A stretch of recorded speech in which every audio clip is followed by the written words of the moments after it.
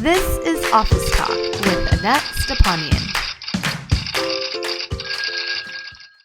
Hey guys, welcome back to another episode of Office Talk. First up, I want to thank you so much, as always, for listening. I know some of you guys have shared with me that you listen to me during your commute to and from work, and I just really appreciate you having me along for the ride. I so wish I could be sitting there next to you and having these conversations in real life. However, I guess, hey, this is the next best thing. So thank you so much for having me there with you. Now, if you're listening to this episode when it first aired, we are about 4 weeks before the end of 2018, which I don't know. I feel like I say this every month, but like, where the heck did the year go? And so when we're standing so close to the beginning of a new year, you can't help but reflect on, hey, what has this last year brought me? What am I going to do differently in the next year? And so I felt like I wanted to kind of do a review of 2018 before I decided what was going to be on my plate for 2019. And I'm hoping that listening to me reflect on this, what I'm going to call less than perfect year, helps you do the same. So I'm going to be really upfront with you, and it's kind of a really tough thing to share publicly, but I didn't make my goals this year. Like, some of them I didn't even touch. I don't know if you've ever felt this way, but man, it really sucks to be standing at the end of the year thinking, what the heck did I do this year? What have I accomplished? What has been the progress that I've made? And kind of feel like you're coming up short. I started getting a little down on myself, thinking like, did I just waste the last 11 months? Because I didn't feel like I had something tangible to show for it. It was like, it wasn't bad. It wasn't a bad year. I didn't regress, but I didn't feel like I grew or I improved in a way that was measurable and tangible. And so I've been thinking a lot about why didn't I hit my goals this year? Like, what changed? Because that's usually not how I do things. Then I took a look at all of my goals over the past 2-3 years. So if you haven't heard, I've shared it in the podcast before. My husband and I sit down every year and we write down our goals for ourselves, both as individuals, as families, and like financially. We kind of divide all of these things up, and then we kind of start the new year with those goals in mind. So then I was like, let me do some investigating. And so I went back and I took a look at the last 3 years. And I was like, oh, it looks like I just copy and paste some of these goals over and over year. So clearly I'm not hitting these goals, not just this year, but the past few years. So like, what is going on here? So when I started digging in some more, I realized that this year, a lot of changes have happened that have been so subtle, that have been so quiet, that it's something that you can't measure by checking something off your list. And what I mean by that is I've been doing a lot of work on myself and about my mindset, about how I want to change the way in which I think about things. And those things don't always translate right away into something tangible and concrete. So let me give you an example. Before this recording, I wanted to work with somebody, to hire them for a project that I'm doing, and it just didn't work out. And I was truly, truly disappointed. So my first reaction was like, oh my gosh, this isn't fair. I really want to work with this person. I want it to work out. In the past, I would have let that drag on for like days or weeks, and it would have really, really gotten me down. But what happened was, yeah, I felt those feelings. I was disappointed that it didn't work out, but I didn't blame anybody. I acknowledged that that was my choice, that, hey, the circumstances weren't right for us to work together. And then, most importantly, I took action, and I came up with a plan B and a plan C. And that wasn't all in a matter of an hour.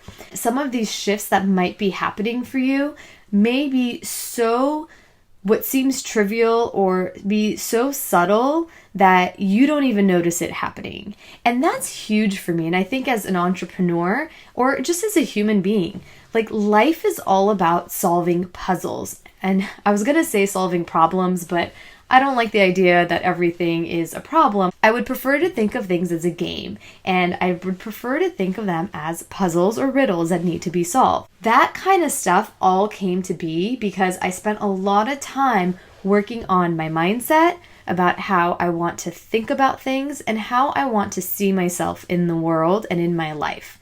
Okay, so here are some of the lessons that I've learned after going through this reflection of my goals for this year and kind of all that stuff. So the first thing is that I'm setting too many goals for myself. When I took a look back at all of, the thing that my husband and I write up every year, it's just like, it's too much. It's all over the place. It's like this constant multitasking, split energy and focus. And I've learned over the years that doesn't work for me anymore. I need kind of one or two things that I can focus on and give my full attention to and just see that through completion until I can move on to the next thing. If you haven't heard, I think I've done an episode about this, or maybe it was an Instagram story about how I do 3-day sprints versus 2-week sprints. Because 2-week sprints, I just end up dilly-dallying. I just end up wasting a lot of time and indecision, and it just doesn't work for me. I'm much more efficient if I can artificially constrain the time in which I need to do something and focus on one thing at a time. So taking this concept, my husband doesn't know this yet, but I'm not doing goals this year. What I'm going to do is I'm going to pick one personal goal and one professional goal, and I'm going to focus on that until it's completed. And that's it. And once it's completed, then I'm going to take on the next one. It's kind of like when you're trying to clean your house. If you let's say you live in a big house that has like 4 bedrooms and 3 bathrooms, if you try and clean the whole house at once, it's going to feel very overwhelming. It's going to feel very daunting. Versus if you try and tackle it room by room. It's not that hard to clean one room or to clean one bathroom. And so you clean it, then you move on to the next. But let's say you start cleaning the bathroom and then you jump into the kitchen and then you jump into the bedroom. You kind of have started everything kind of halfway, but haven't seen anything through to completion. So you kind of end up feeling tired and kind of bad about yourself because nothing has gotten done. The next thing that I've learned, or more like I've remembered, is that were 2 times in my life that when I took the pressure off of what I wanted the end result to look like, I actually got better results than I ever expected without a lot of effort. So let me tell you this. Let me tell you these stories. I don't think I've shared these on the podcast before. So the first example, the first time in my life was when I went to law school. Now, my first year of law school was really, really difficult. If you don't know, law school can be very competitive. You're all grade on a curve, which means that you're graded relative to the other people in your class. Now, I was used to that because I went I studied at USC. I was in the business school where they graded the same way. So my grade was, again, relative to how other people did in the class. But the thing was, I was used to being at the top of my class at USC. But when you're put in a room full of other really ambitious, high achievers, it's really difficult to maintain that. And so my first year, I didn't do so great. I was not happy with the grades that I got. And I decided going into my second year of law school that I was not going to be concerned about the grade. It just was irrelevant to me. What I really wanted was to be an excellent lawyer. So I started focusing on the learning and on the development of the skill sets I needed to be a good lawyer instead of the grade. And guess what happened? I ended up knocking my socks off when it came to the grades. I ended up graduating in the top 10% of my class, and in my final year, I was in the top 3% of my class.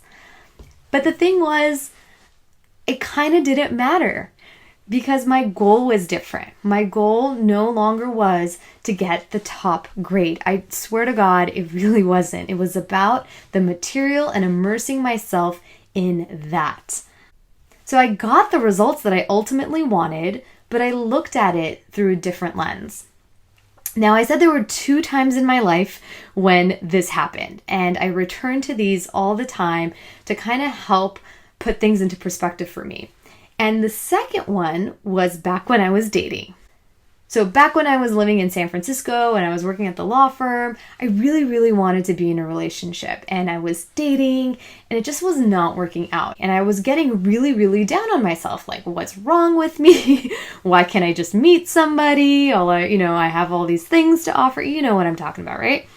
So then I decided, you know what? I'm going to stop focusing on finding a partner for myself. I just want to have fun with the process because I loved dating because I loved meeting new people. So I thought, you know what? I'm just going to have fun. Then what happened once I was in that state of mind, I ended up meeting my husband. And my husband knows this, that at the time when I met my husband, I was like not even looking to be in a relationship. That was not my goal at the time. And because the universe just, loves to play tricks on you, of course, the minute I let go of wanting to meet somebody, I met the perfect mate for me. These two experiences have always been a great reminder for me that the result is not the motivator, at least for me.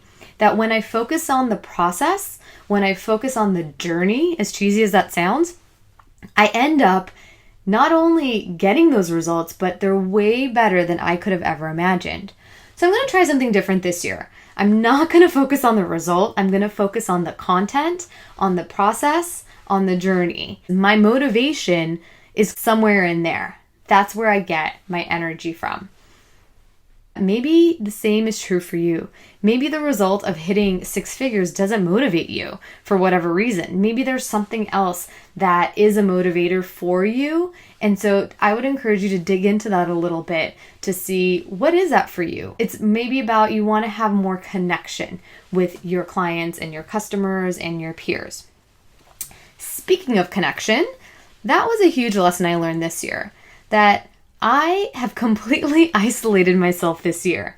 I did very little traveling for business this year, and I really started to feel it in the last few months. I thrive on being around people, and I feel the difference in energy that I had in 2017 when I did a lot of traveling. I went to a lot of conferences. I spoke at a lot of events versus 2018 where I kind of just took a break from all of that. So moving forward in the new year, I'm really, really craving a lot of that in-person connection, whether it be through conferences and events or just meetings or whatnot. I need more of that in my life. So kind of a side note, if you have any recommendations for any great conferences and events that you've been to, please send me a message over on Instagram and let me know because I would love to check it out and hopefully see you at one of those events in the coming year. Another lesson that I learned was that sometimes a girl just needs a break.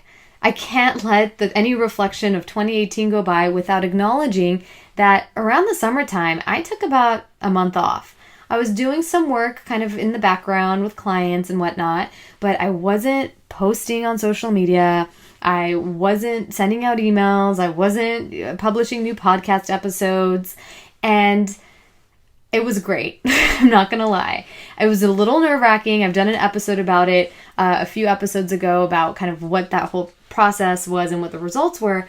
But it was great in the sense that I felt like I needed to reshift my priorities and refocus on what was a priority for me, which was my health and my well-being.